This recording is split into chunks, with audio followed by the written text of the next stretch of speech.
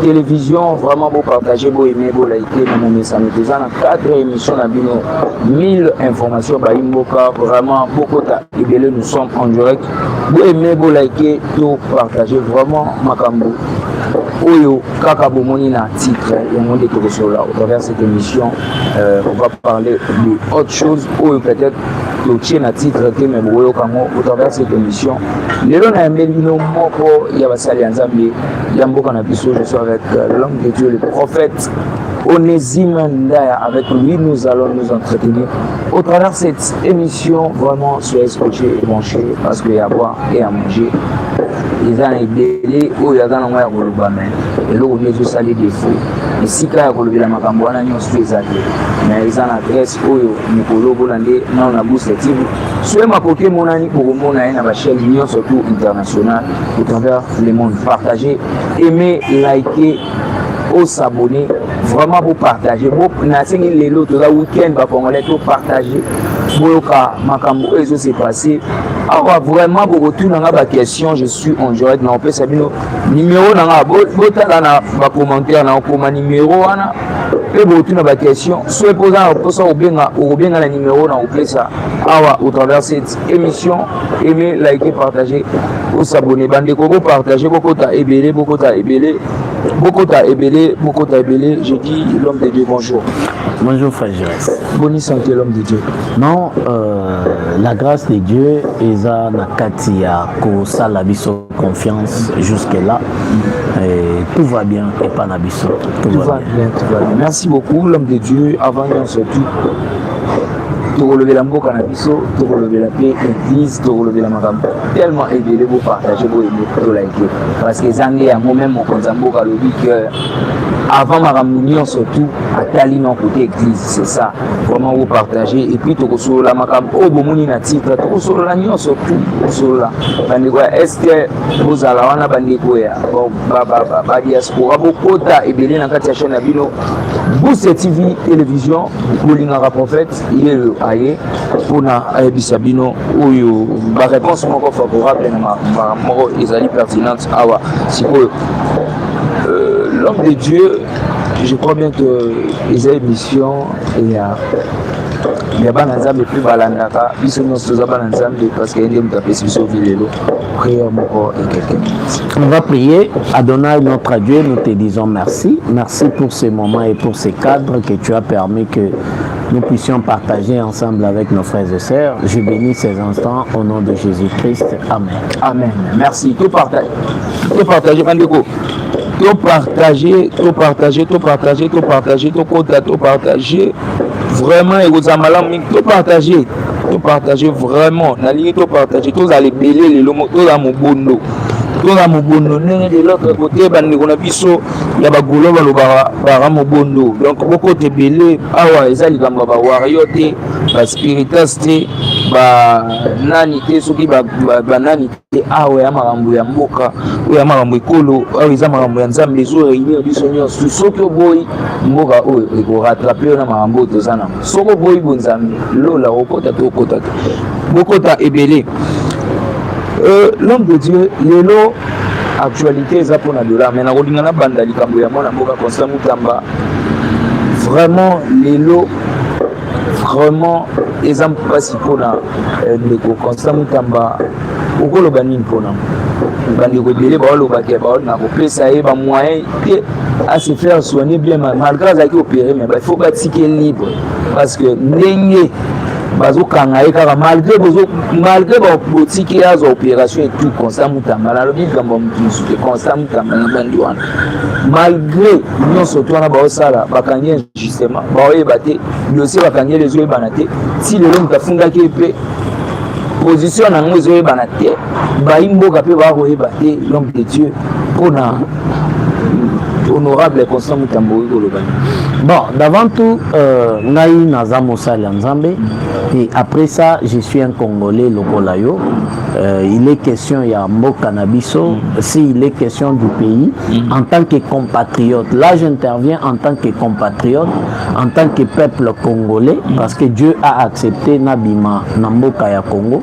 Je peux mettre un point de vue par rapport à Makambo Ezoleka Nambo Cannabis. Par rapport à monsieur Moutamba, bon, koloba d'abord que bakangi et loko oyo bakangi oyo fundi azate non, le ministère public et se saisir na dossier lorsqu'on a appris qu'il y avait un présumé détournement des fonds na ministère oyo abandaki kokamba. Et le procès a eu lieu, bisognon sotolanda qui procès, le procès a eu lieu et le tribunal s'est prononcé.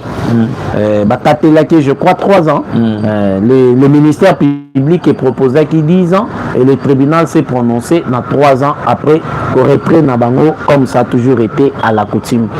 Alors, Koloba aussi que Bazo PC ba moyen non, monsieur Moutamba ne manque pas de moyens pour se faire soigner. Non, évitez ça. Il ne manque pas de moyens pour se faire soigner. Le problème qui est là dans ces pays, c'est quoi? Nous sommes dans un état où à laquelle ceux qui mutu à Salimbeba, moyennant $200, $500 à recruter,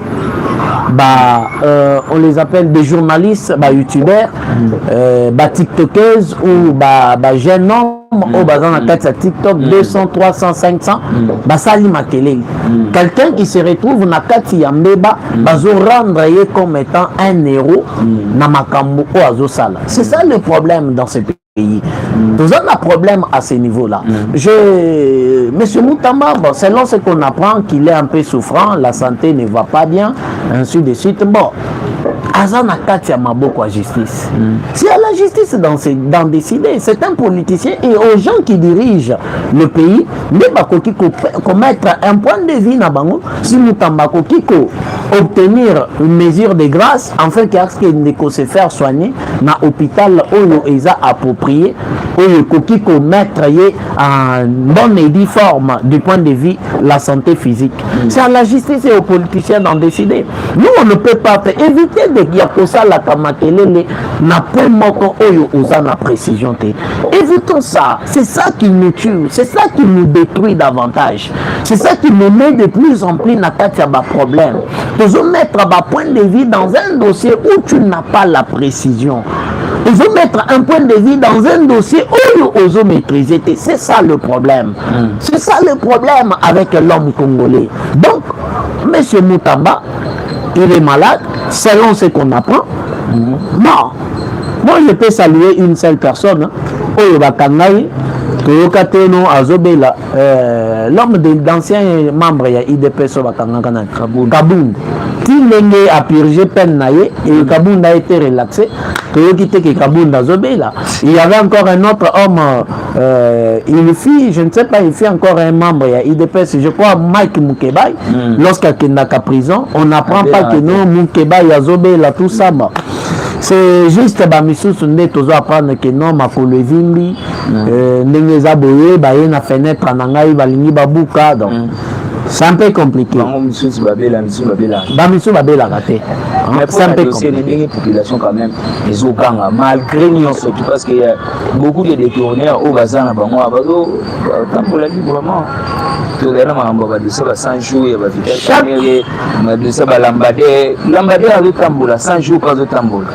fois je te dis, non pas lieu seulement, je te dis chaque fois que la politique est un monde à part. La politique a beaucoup de réalités en soi. La politique c'est de l'ombre, ce sont des mystères. Et la politique c'est la haine. Dans la politique, s'il est question des intérêts, il y a M. X, il faut sacrifier M. Y, mon frère Bakole Kisayo. Alors, lorsque Moutamba s'est retrouvé dans le niveau où on a 16 où on s'est retrouvé, c'est la politique. C'est un dossier politique. C'est la politique. Est-ce que tu sais que dans la politique, et lorsqu'ils ont révélé, on accepte de sacrifier pourvu qu'il y ait un ombre, que j'étais derrière ces dossiers-là. Et je te dis non, vas-y. Et puis par après, je vais jouer de mon influence afin que va relaxer. Mais tu as été humilié à la face du monde. Tu as été humilié à la face du Congo. On te sacrifie. Pour protéger M. X ou M. Y ou Madame Z.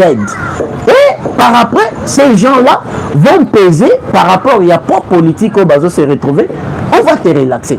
Donc c'est comme ça mon frère, la politique c'est un mystère. Ndenge na lobaka yango eza monde moko ya mabomba mi ebele. Après si maman Valérie Mbote, je crois bien que Yolanda biso depuis Angola, je crois bien. Maman Valérie Napesio Mbote Yolanda biso tous les jours, vous êtes vraiment fidèle dans l'émission na biso.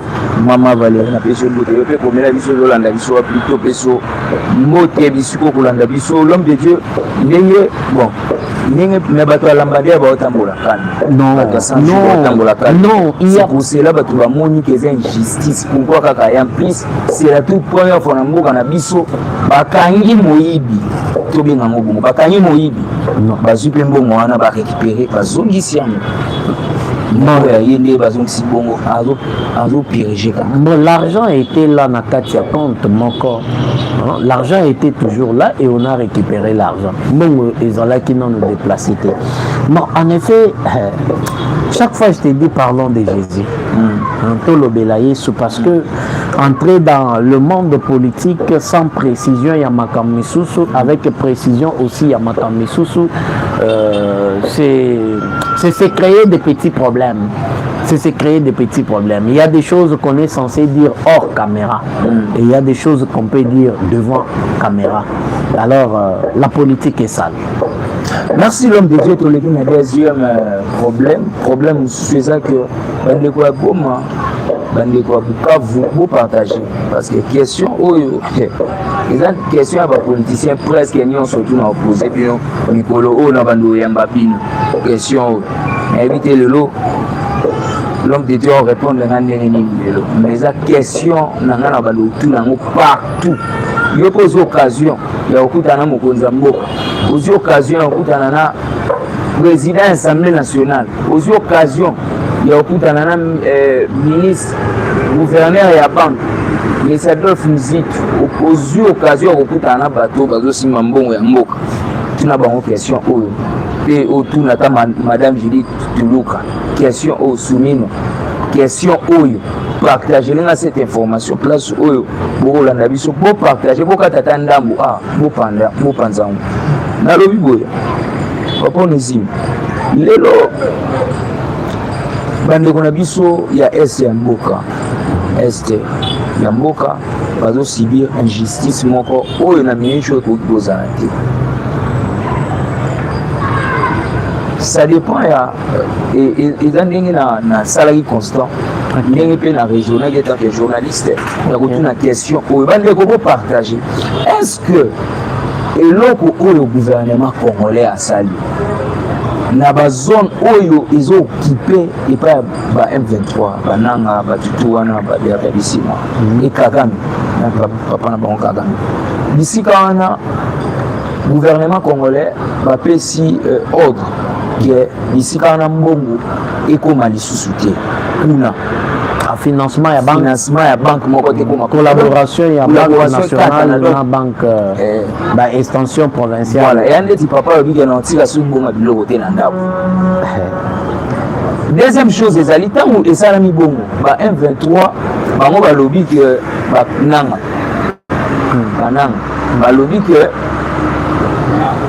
ndenge zana banda lelo toujours dépendre les sous-soutés na ordre soit na gouvernement Kinshasa bien ba des documents administratifs ya Kinshasa le roi ba passeport ba nini ba documents donc bango tant ka ke lo wani salami est-ce que décision gouvernement exacte pour légaliser balkanisation pour légaliser balkanisation. Bon, le plan de la balkanisation dans l'histoire de notre pays, plan de balkanisation est créé depuis même lorsque nous avons eu l'indépendance. Plan de balkanisation est déjà sur la table, il y a impérialiste et néocolonialiste. Ça c'est le premier point. Le deuxième point, c'est un fait MP très grave. Parce que dans l'histoire, il y a Congo, la partie est de Yamboka Nabiso, et la première fois est tombée dans Maboko Yaba rebelle. Et la première fois, je crois que vous avez la 4e, 5e à 6e fois. au parti Est se retrouver en possession dans Maboko ya rebelle. Mais cette fois-ci, pour la première fois, et où mais presque 2 ans à 3 ans, dans Maboko, da parti Belé, ville, to, village Belé, dans Maboko ya rebelle.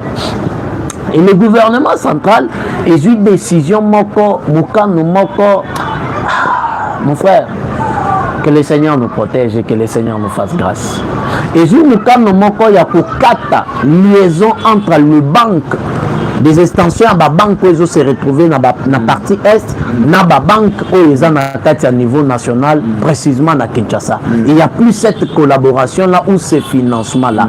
Ce sont des faits où quand nous PC ils ont la papa Nandaku à se déresponsabiliser dans la makamisus na kati ya ndako et atike libana na otolobana lingala na ber moko boye lokola na piège moko boye. Ça c'est une erreur grave et salema. La deuxième des choses, à ton information on peut apprendre que bande konabiso bazana est pour baya boye to babima ils sont dans l'obligation ya kofuta au moins $600 pour na sortie na bango na partie oyo monsieur Nanga na babisi moi et autres Nakagame comme étant parent na bango azo diriger. La troisième des choses, est-ce qu'il y a du même dialogue où ils ont se créer?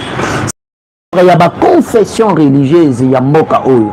Appelé entre autres, si c'est des catholiques, Naba Missous, il y a des ECC. Il y a parmi eux, Oyo Bazan a thèse, il y a que Batik et la Bango parti, Batik et la Bango Est pendant au moins 3 ans à 8 ans. Pardon. Je te dis, ce sont des choses qui se disent sous la table.